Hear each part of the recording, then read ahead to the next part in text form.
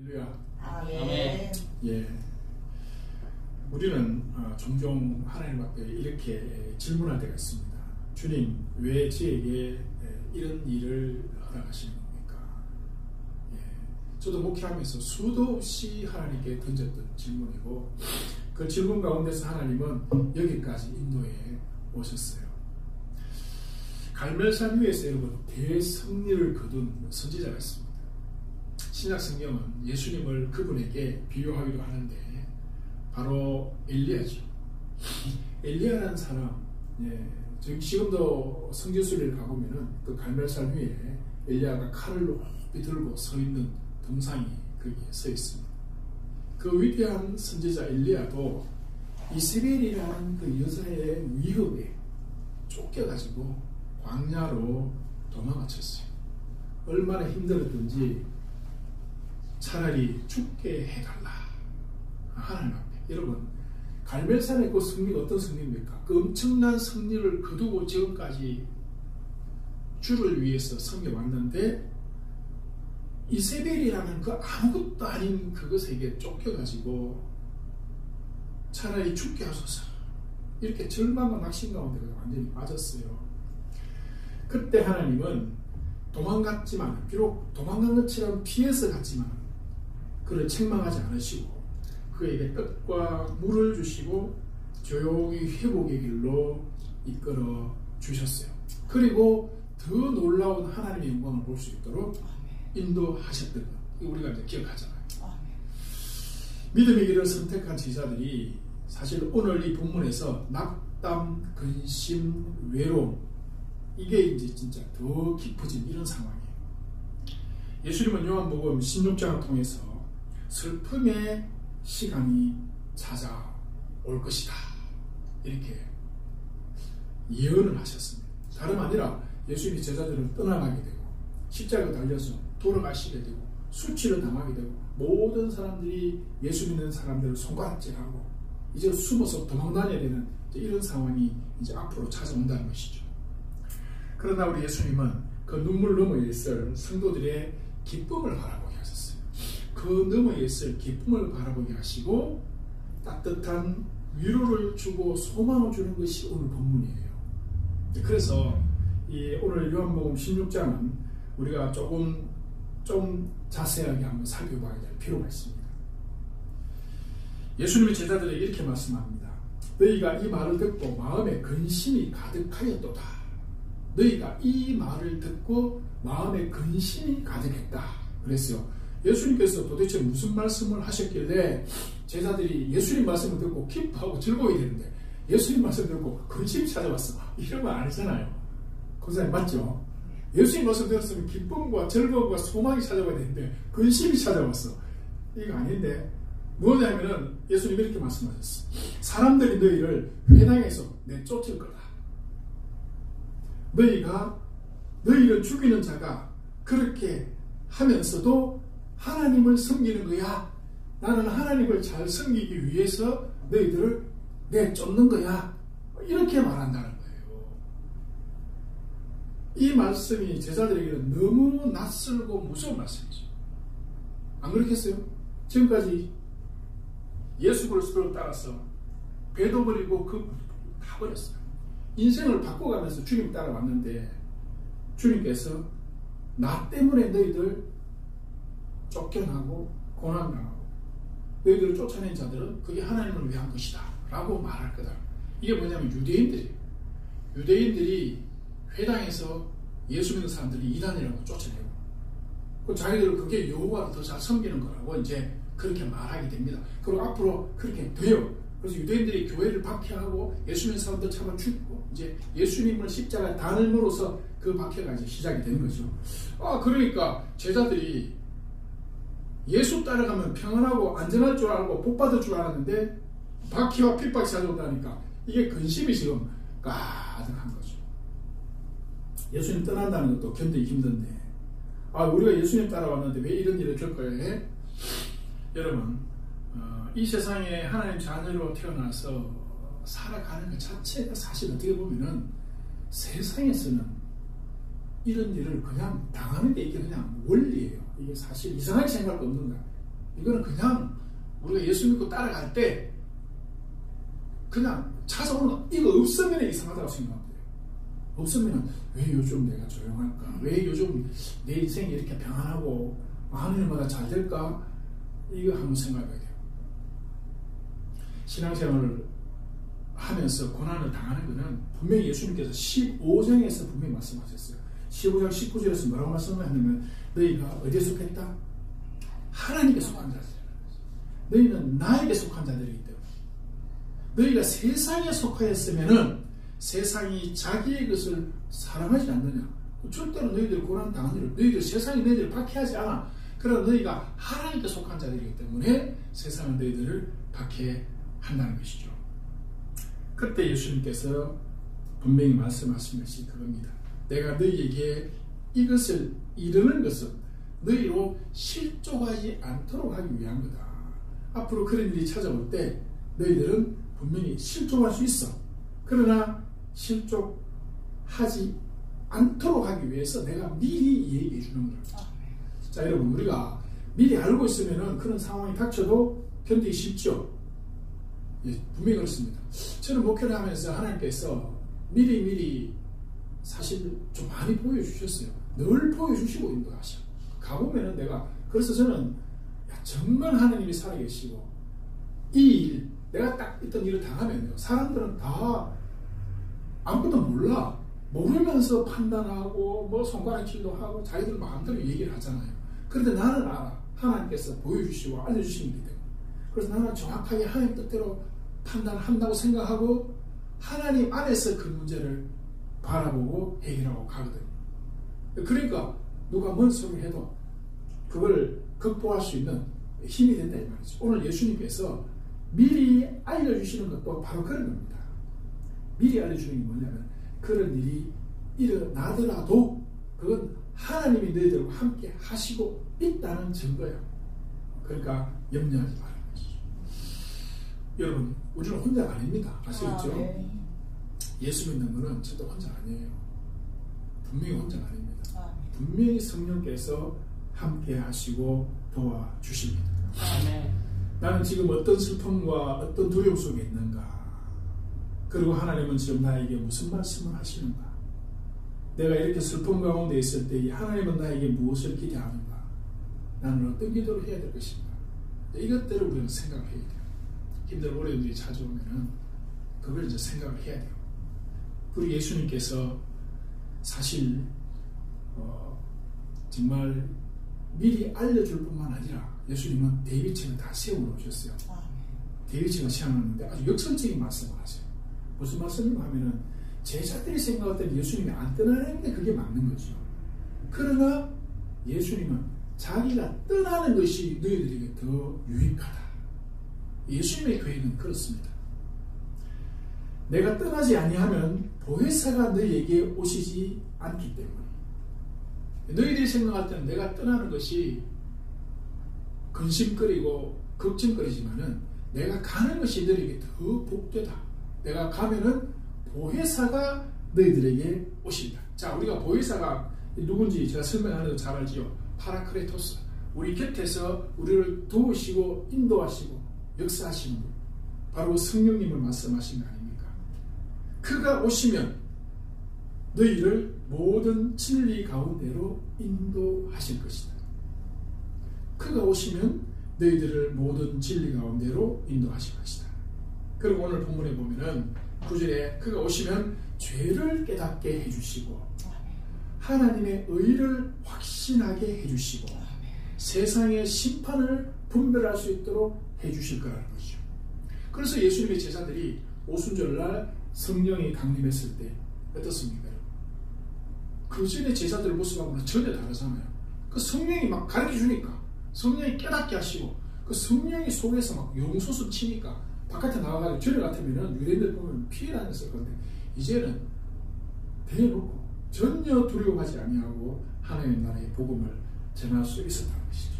그러므로 우리에게 필요한 것이 바로 그 성령이시기 때문에 예수님은 내가 가는 것이 당장은 너희들에게 힘들어 보일지 모르지만은 그러나 그 하나님 보내시는 성령이 우리에게 은혜를 베풀어 주신다.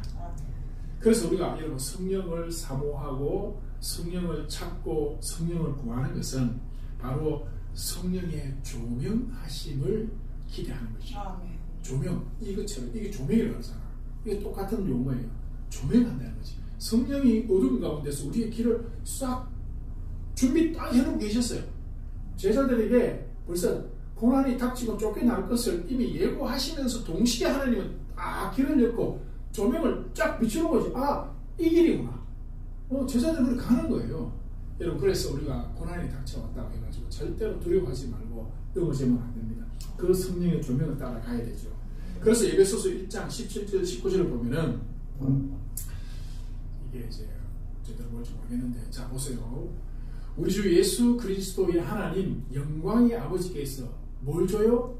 지혜와 계시의 영을 너희에게 주사 하나님을 알게 하시고 너희 마음의 눈을 밝히사 그의 부르심의 소망이 무엇이며 성도 안에서 그 기업의 영광의 풍성함이 무엇이며 이걸 알게 해달라는 거예요. 그래서 우리에게 하나님의 영광 또 그 부르심의 소망 이것을 알게 해주시는 분이 누구시냐면은 지혜와 계시의 영이세요. 성령이요. 마음의 눈을 밝히시는 분도 성령이시거든요. 그러니까 성령이 우리에게 필요한 거예요. 19절을 보면은 그의 힘의 위력으로 역사하시는데, 사실은 그 힘의 위력, 하나님의 힘의 위력이 누굴 통해서 역사해요? 성령을 통해서 역사하시는 거예요. 성령을 통해서. 그래서 성령이 굉장히 중요한 거죠.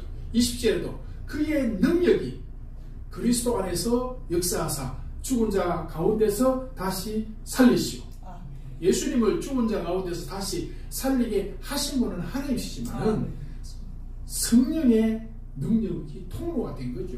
결국은 성령을 통해서 부활의 역사가 일어나는 거죠. 자 보세요. 그러니까 이 성령 안 받을 수가 있어요? 성령 안 받으면 예수 제자 될 수 없고 이 땅에서 이 고난과 어려움 가운데 하나님을 섬기며 살아간다는 것은 불가능해요. 이 성령의 역사가 성경에서 이렇게 강하게 나타나고 있다는 것이죠.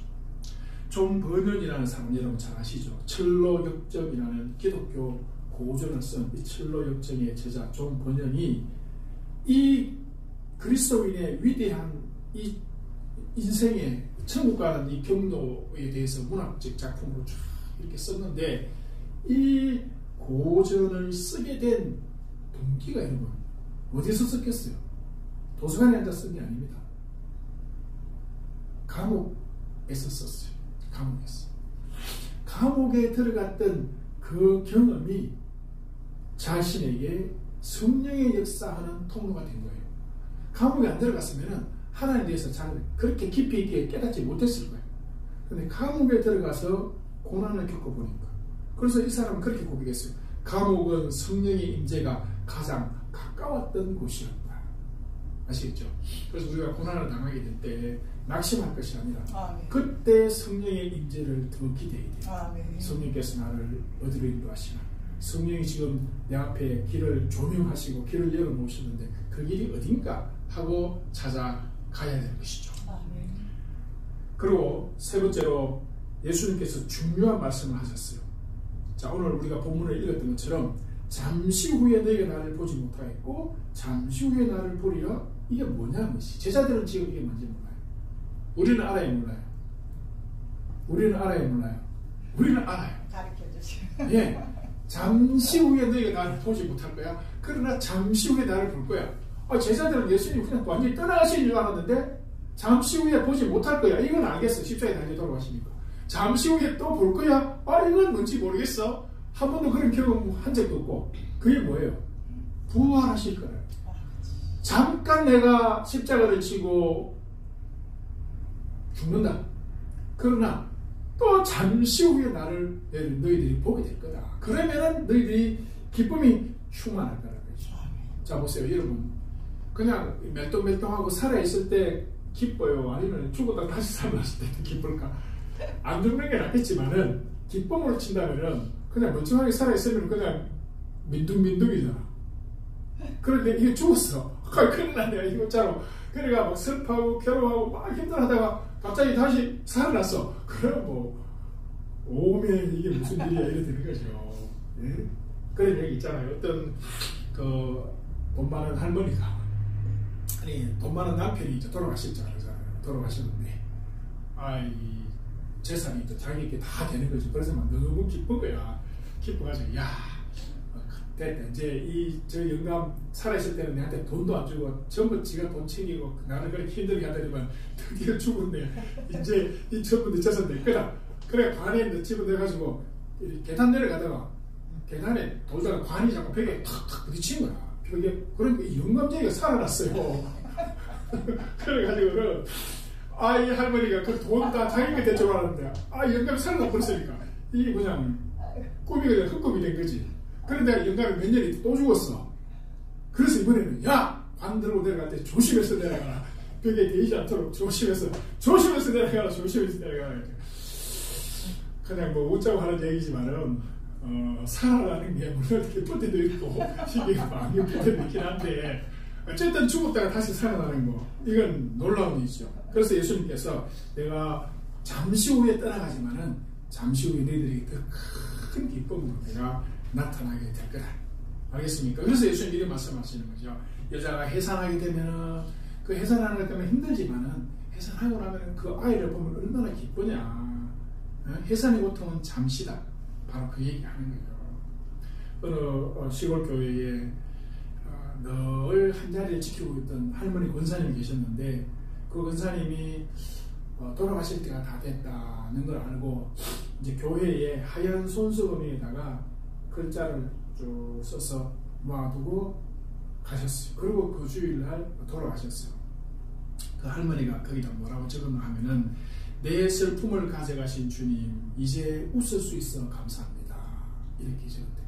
내 슬픔이 뭡니까? 평생 살면서 그 힘들고 어렵게 그렇게 살아왔잖아요. 이제 그 슬픔 사망 권세를 이기신 예수 그리스도 자기의 그 고난과 아픔을 다 이제 가져가시고 자기 육신적으로는 죽지만 부활의 기쁨을 바라보는 것이죠. 그래서 이 손수건을 그 교회에서는 딱 액자에 넣어가지고 교회에 딱 걸어놨다는 것이죠. 내 슬픔을 가져가신 주님 이제 웃을 수 있어 감사합니다. 그럼 그리스도인들에게는 이 진짜 가장 중요한 소망이 부활의 소망이잖아요. 예, 저는 그렇게 생각합니다. 우리 모친께서도 계속 요즘 이상한 꿈을 자꾸 꾸신대요. 자꾸 내가 이사가는 꿈을 꾼다. 사람들이 나보고 빠이빠이하고 포옹하고 이별하면서 그리고 큰 차에 우리 모친도 타고 사람들도 타고 그래 자꾸 가는 꿈을 꾼대요. 그럼 내가 어제는 그런 얘기 자꾸 하지 마시라고 그런 꿈 아니라고 내가 말씀드렸는데 아니야 이거 내가 죽는 꿈인 것 같다 이렇게 말씀하시더라고요. 그러나 저는 만약에 우리 모친께서 그렇게 돌아가신다 할지라도 저는 잠깐 슬플지 모르지만 그렇게 슬프지는 않습니다. 왜냐하면 고생 많이 하셨어요. 고생 많이 하셨고 이제 하나님 나라로 가시는 거거든. 우리 모친은 정말 하나님 사랑하셨어요. 정말 하나님 사랑하시고 지금도 늘 누구든지 만나면 복음을 전합니다. 집에 요양보호사가 오잖아요. 오면 요양보호사한테 계속 복음을 전해요. 누구를 만나든지 어디를 가든지 복음을 전하시고 옆집 아줌마 또 만나면 이 복음을 전합니다. 그렇습니다. 너희가 지금은 근심하나 내가 다시 너희를 보리니 그 기쁨을 빼앗을 자 없을 거다. 우리는 이 기쁨을 향해서 가는 사람들이에요. 그래서 우리는 그리스도인들이지 않습니까? 사랑하는 여러분, 이제 우리에게 남은 것은 믿음이에요. 믿음. 우리 주님께서 자신이 당할 그 고난과 또 우리에게 찾아올 그런 고통을 말씀을 하시면서 마지막으로 주신 말씀이 뭐냐면은 믿음을 가져야 된다. 그래서 오늘 희한하게도 본문을 여러분 끝까지 읽어보시면 알겠지만은 뭐라고 말하는가 하면 제자들이 이렇게 고백해요. 이제는 우리가 주님을 믿겠습니다. 이렇게 말해요.